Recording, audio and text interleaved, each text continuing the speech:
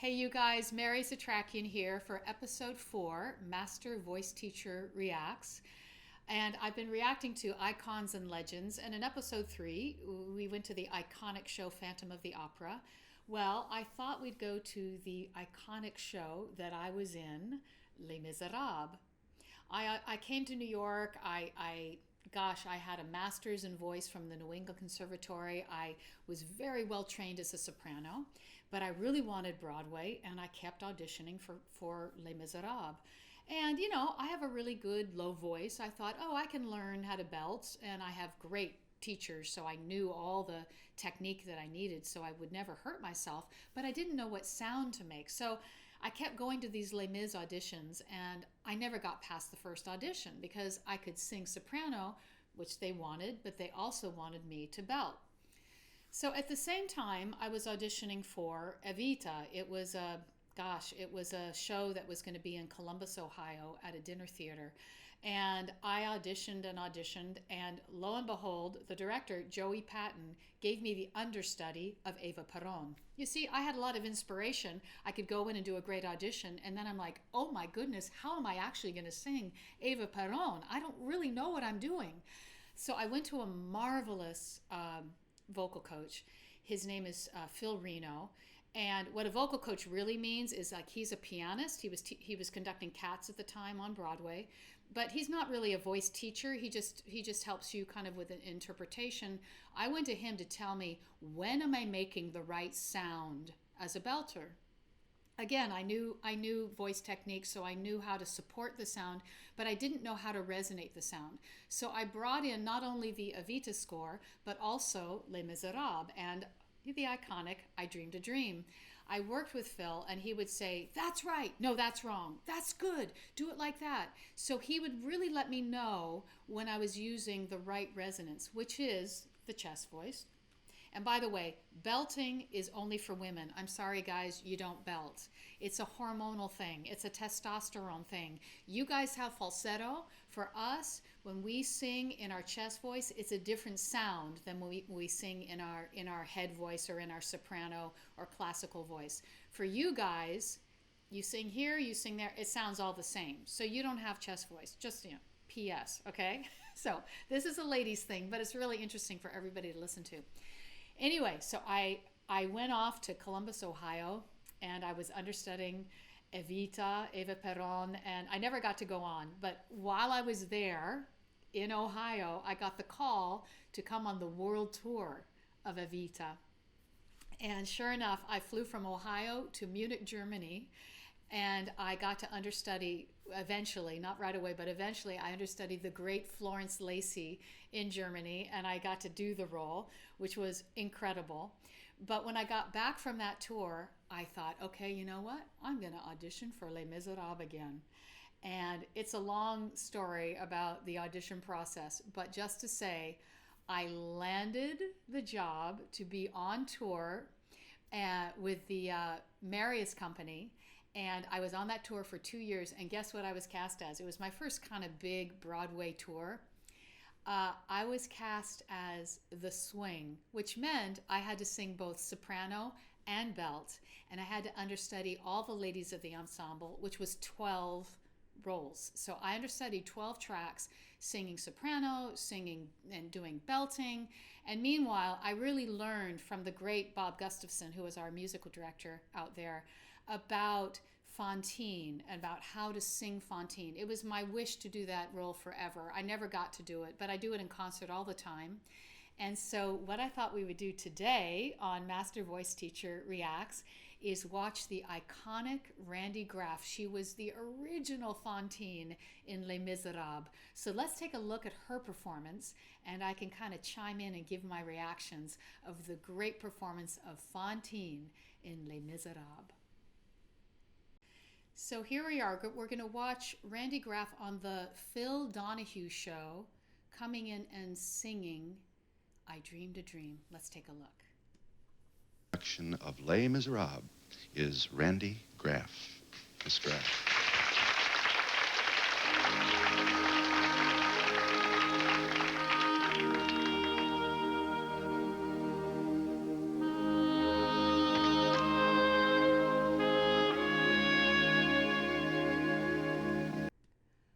Okay, ladies and gentlemen, she has not sung a note yet, but look at that beautiful face. She is looking at her fourth wall. We talked about the fourth wall in episode 3. The fourth wall is the imaginary wall between the singer and the audience. She is putting on this imaginary fourth wall her, what I'll call personalization. She is personalizing the role of Fantine. She is right now, look at her, she is in what we call the previous circumstance. Before she even sings the song, something just happened in her life. In the show, what just happened is she was kicked out of the factory. The factory girl called her out, had a big fight with her, and she got fired. That's the previous circumstance of what just happened in the musical on Broadway when she sings I Dreamed a Dream. So she is now not only in her previous circumstance, look at her mouth. Her mouth is released. So those of you who have studied with me before, I talk about this a lot. Right before you sing, don't have your mouth shut, closed, like instead, her mouth is a little bit open, a little bit released. What that does, it lets us, the audience, already enter into her story, enter into her intimacy. Randy Graff is already there, and she hasn't even sung a note yet. Isn't that fascinating? That's how you change a room. If you're going into an audition and you set up your previous circumstance like that, you're going to change the room before you even sing a note. And so let's keep looking. All right, here she goes. There was a time when men were kind, when their voices were soft, and their words inviting. There was a time when love was blind, and the world was a song, and the song was exciting. Now, it's so cool how this was written, because we might consider it recitative, which means that it's just spoken. It's like she's putting pitch on words, but there actually is a rhythm. It's not free. There is a rhythm in the orchestra. It does, until the very end, it will then go a little more free. We call it ritardando, where it slows down. But she's putting pitch on words, and it's so immediate. We can feel her already. It's just so free and lovely. It's really dynamic. There was a time when it all went wrong. Now that little phrase, there was a time when it all went, we don't do that anymore. They changed that. The original one had it like that. They changed it to there was a time, breath, it all went wrong. So it's interesting that we're seeing the original, but that was a little change later.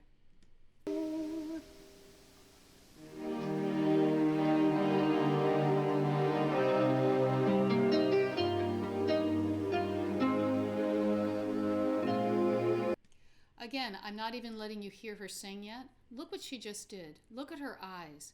She is looking at her personalization. She is making the whole scene intimate. It's like, again, we are flies on the wall looking into her privacy. It makes the performance so special, so unique. And you actors out there, when you're using your own story, something directly from you, and she's actually choosing a story that's parallel to Fantine's story. And so she can really sing about something truthful from her. And it makes us, the audience, feel like she's singing about our story. It connects universally to us. So beautiful. But you can see the eyes are the window to the soul. Look at her eyes. We are going right into her own story through her beautiful eyes. I dreamed a dream in time gone by, when hope was high and life worth living. I dreamed that love would never die. I dreamed that God would be forgiving. Now, where she's singing right now, we would call that a mix. She's not just singing on top, I dreamed a dream, and she's not singing, I dreamed, that's only chest voice. She's in a mix somewhere. It's like what I call out of talking. I dreamed a dream in time gone by. So it's not really classical, which would be more of the overtones on top, a little higher. So it's really stunning. It's just very inviting. We can really get into her story. It's so beautiful. Then I was young and unafraid, and dreams were made and used and wasted. So here she sings, and dreams were made and used and wasted. You always get a note when you're singing this song from your director to make that 3 different ways when dreams were made and used and wasted. So what the actress would do here is think about 3 different ways her dream was made and used and wasted. You want to really get it personal about a very difficult time in your life, you know, when the dream was not happening anymore. You dreamed it was beautiful, but then it didn't happen. Right now she's talking about the beautiful part, like she was so young. There was no ransom to be paid, no song unsung, no wine untasted. No song unsung, no wine untasted. So she's thinking back on this glorious time. It was so beautiful with him. Now, we're coming up to the next part of the song, but the tigers come at night.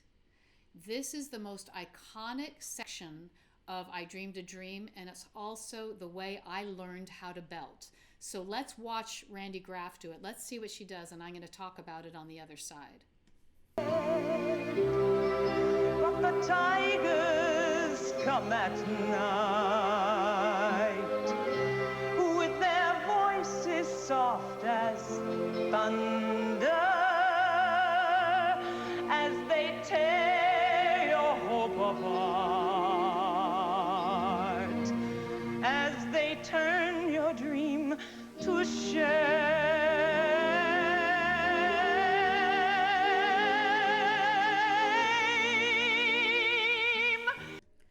Okay, did you hear shame?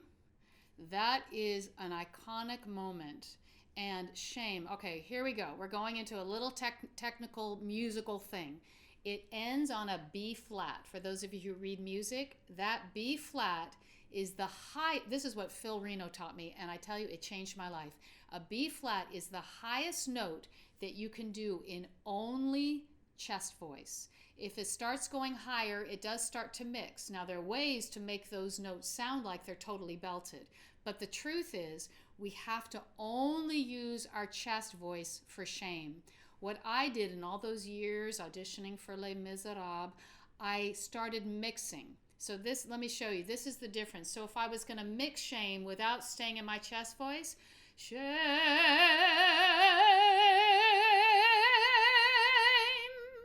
okay, but that's doing a little mix. That's not staying in my chest voice. Now, Boublil and Schoenberg, the amazing composers, they wanted this to be a scream, a yell. So they made the highest note in this phrase a B flat. So to keep it all in chest voice, you can do it. It's physically possible, and it's also very healthy as long as you have the right breath and support. And I'm only going to resonate in my chest voice, only chest. Shame.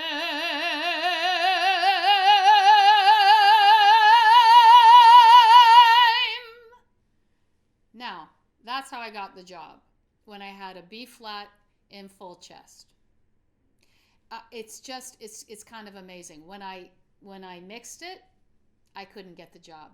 But Phil taught me that was it, and I understood. And it's also, you become the vessel for this scream. You become the vessel for her, for Fantine, being, gosh, in complete desperation. And without it in full chest, it wouldn't be telling the story. So now she goes on and she keeps everything in as much belt as possible. She sings above a B flat, but it still is belt because it's coming from under. It's coming from this resonator. Instead of this resonator here, shame, shame. I'm only changing the resonator, not the breath and the support. Those are really important to keep. Let's keep listening. He slept a summer by my side. Full belt. She's staying in full belt. By my side. Beautiful. He filled my days with endless wonder. He took my childhood in his stride. Now stride is above B flat, so but she's making it belt. It's still from under. It's not on top, which would make it more classical. Stride, so it comes from under, not from on these resonators here. No, it's from the resonators from the chest. But he was gone when autumn came,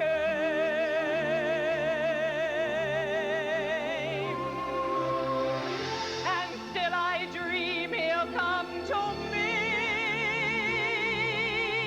Now look at her, looking at her fourth wall, and she's personalized him. And still I dream he'll come to me.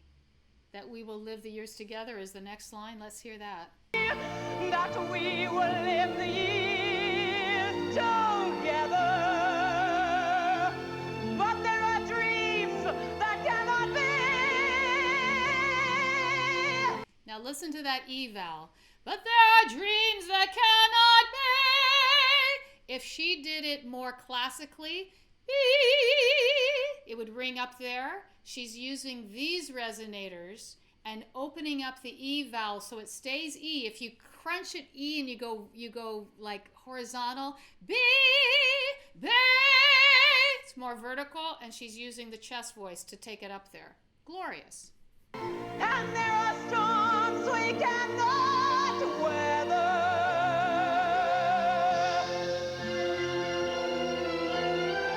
I had a dream my life would be so different from this hell I'm living, so different now from what it seems. Once again, look at that eval and see her tongue. Her tongue is completely released. There's no tension. If she was clutching this, it would hurt her and it would not be as clean and gorgeous. Baby, if you clutch here, then you can be in trouble. Now let's see how she does the end. Now what this is really interesting. What Bob Gustafson taught me about this song. It's a constant wave. It keeps going forward. It keeps getting bigger and bigger and bigger. The climax is continuous throughout. When you hear other people do this, they'll start it off and then they'll pull way back, and then they'll start off and then they'll pull way. You don't want to pull back in this song. It keeps climbing until this. And now suddenly it stops, and she couldn't sing a note. She couldn't sing one more note. This is the end of her line. And now now life has killed the dream I dreamed. Let's see how she does this. Now life has killed the dream I dreamed.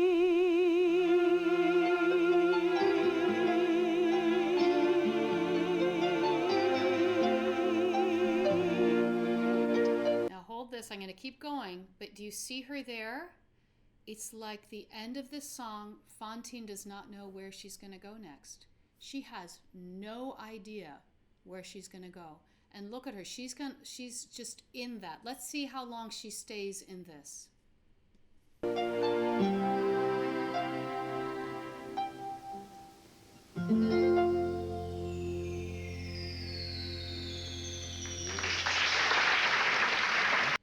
She stayed looking at her fourth wall. The music was over and she was still in the story. That is so important. It's so important to stay there to the bitter, bitter end. Then the audience started clapping, and then she broke away from the song and she took in the applause and bows. That is so important to remember to stay to the bitter end. And here's another little cute bit of advice. Let's say you sang I Dreamed a Dream and you cracked on a note, it didn't go well, you hated your performance. You don't die there. You don't die on that stage. You die in the elevator going home. So stay to the bitter, bitter end. And then, of course, I was wonderful. Thank you very much. Let's just watch her now take in the applause.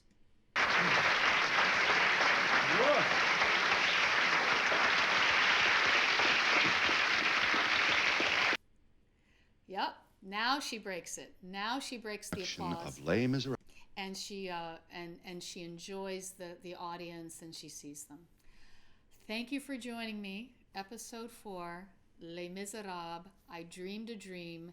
It was a life-changing song for me to understand how to belt, and I hope those are some fun little tips, but also interesting for you guys who are just coming along for the ride to hear about how it is to be a Broadway performer. Thanks for watching and see you next time.